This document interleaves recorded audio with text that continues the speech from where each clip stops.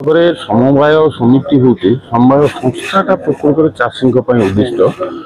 ଚାଷୀମାନଙ୍କର ସହଯୋଗରେ ଚାଷୀମାନଙ୍କର ସମସ୍ତେ ମିଳିମିଶିକି ଏହି ସଂସ୍ଥାଟାକୁ ତିଆରି କରିଛନ୍ତି ଏବଂ ଚାଷୀଙ୍କର ଉନ୍ନତି ପାଇଁ ହିଁ ହେଇଛି। ତ ନିର୍ଦ୍ଦିଷ୍ଟ ଯଦି କିଛି ନୀତି ପ୍ରଣୟନ ହେବ ନିଶ୍ଚିତ ଭାବରେ ଏଇଟା ସହଯୋଗ ହେଇପାରିବ ଚାଷୀଙ୍କ ପାଇଁ। ଉଦାହରଣ ସ୍ୱରୂପ ଚାଷୀଙ୍କର ଯେଉଁ ଆବଶ୍ୟକତା ସବୁ ରହିଛି ଚାଷୀଙ୍କର କିଛି ଯୋଗଦାନ ବି ରହୁଛି ସମବାୟ ପାଇଁ। ତ ସେଇ ଯୋଗଦାନରେ ସମବାୟ ସମିତିଟା ଚାଲିକି ଚାଷୀଙ୍କର ଉନ୍ନତି ପାଇଁ ଚାଷୀଙ୍କର ବିକାଶ ପାଇଁ ଗୁଡ଼ାଏ ଜିନିଷ କରିହେବ, ଯେଉଁଟାକି ଖାଲି ଆମେ କୃଷି ଭିତ୍ତିକ ରେ ସୀମିତ ରଖିବାନି।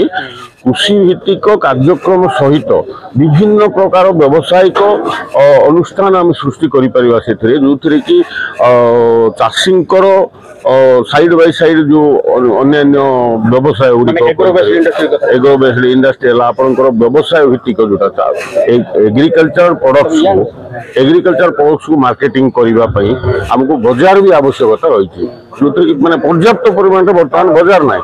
ସମବାୟ ନୀତି ପ୍ରଣୟନ ପରେ ନିଶ୍ଚିତ ଭାବରେ ମାର୍କେଟ ତିଆରି ହେଇପାରିବ, ଯାହାଦ୍ୱାରା କି ଚାଷୀ ଯାହା ସବୁ ଶସ୍ୟ ଉତ୍ପାଦନ କରୁଛି ତାକୁ ସୁଲଭ ମୂଲ୍ୟରେ ବା ଭଲ ଦରରେ ବିକ୍ରି କରିପାରିବ, ତା ପାଇଁ ଗୋଟେ ମାର୍କେଟ ବି ମିଳିପାରିବ।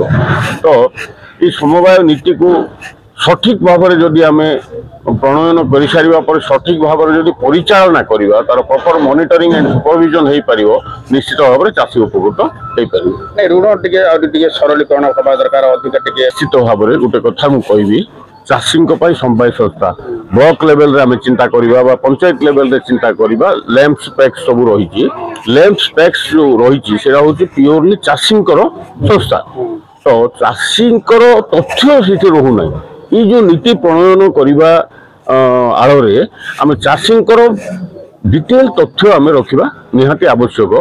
ସେଇ ତଥ୍ୟ ଆଧାରରେ ଆମେ ଚାଷୀଙ୍କୁ ପର୍ଯ୍ୟାପ୍ତ ପରିମାଣରେ ଋଣ ଦେଇପାରିବା ଏବଂ ତାର ଆବଶ୍ୟକତା କ'ଣ ଉପଲବ୍ଧି ଏଟଲିଷ୍ଟ କରିପାରିବ ଏଇ କୋଅପରେଟିଭ ଡିପାର୍ଟମେଣ୍ଟ। ମାନେ ବର୍ତ୍ତମାନ ଯେଉଁ ସମବାୟର ଯେଉଁ ନୀତି ଯେଉଁ ରହିଛି ଏହାର ପରିବର୍ତ୍ତନ ହେବା ଆବଶ୍ୟକ। ନିଶ୍ଚିତ ଭାବରେ ପରିବର୍ତ୍ତନର ଆବଶ୍ୟକତା ରହିଛି। ଗୋଟେ ଛୋଟିଆ ଜିନିଷଟେ ମୁଁ କହିବି, ଯେଉଁ ଲେମ୍ପସ୍ ରହିଛି, ଲେମ୍ପସରେ ଦାୟିତ୍ୱରେ କିଏ ରହୁଛନ୍ତି, ଦାୟିତ୍ୱବାନ ବ୍ୟକ୍ତିଙ୍କୁ ସେଠି ପ୍ରତିଷ୍ଠିତ କରାଯାଇପାରୁନାହିଁ।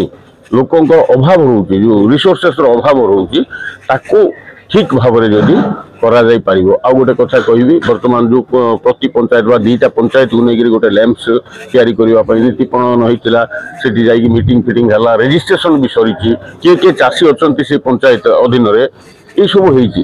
କିନ୍ତୁ ଗୋଟେ ପଲିସି ସେଥିରେ ରହିଛି, 3 ଏକର ଜମି ବସ୍ତି ଭିତରେ ମିଳିଲେ ହିଁ ଲ୍ୟାମ୍ପସର ବିଲ୍ଡିଂସ୍ ହେଇପାରିବ ବା କମ୍ପ୍ଲେକ୍ସ ଗୋଟେ ତିଆରି ହେଇପାରିବ।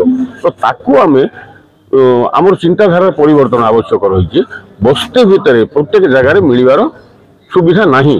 ତ ଆମେ ଯେକୌଣସି ଜାଗାରେ ଗୋଟେ କମ୍ପ୍ଲେକ୍ସ ତିଆରି କରିବା ବା କମ୍ ଜାଗାରେ ନେଇକରି ମଧ୍ୟ ଆମେ କରିପାରିବା, କିମ୍ବା ଟିକେ ବସ୍ତିର ଟିକେ ଦୂରରେ ମଧ୍ୟ ଯଦି ସେଇ କମ୍ପ୍ଲେକ୍ସଟେ ତିଆରି କରିପାରିବା, ସେଠି ଖାଲି ତ ଲ୍ୟାମ୍ପସ୍ ଯେଉଁ ଋଣ କାରବାର ବା ସାର ଦେବା ବିହନ ଦେବା ଏତିକି ନ କରିକିରି ମାର୍କେଟିଂ ମଧ୍ୟ ହେଇପାରିବ ଗୋଟେ କଥା। ଦ୍ୱିତୀୟ କଥା ହେଉଛି ଇଫ୍କୋ ଗୋଟେ ସଂସ୍ଥା ଯେଉଁ କୋଅପରେଟିଭର ଉଦାହରଣ ସାଜିଛି, ଯେମିତି ଅମୁଲ କଥା, ଗୁଜରାଟ ଟ୍ରେଡିଂ ଫେଡେରେସନ ଆଉ ଇଫ୍କୋ ଗୋଟେ ରହିଛି। ସେ ଇଫ୍କୋ ହେଉଛି ଚାଷୀଙ୍କର ଗୋଟେ ଫେଡେରେସନ କହିଲେ ଅତ୍ୟୁକ୍ତି ହେବ ନାହିଁ।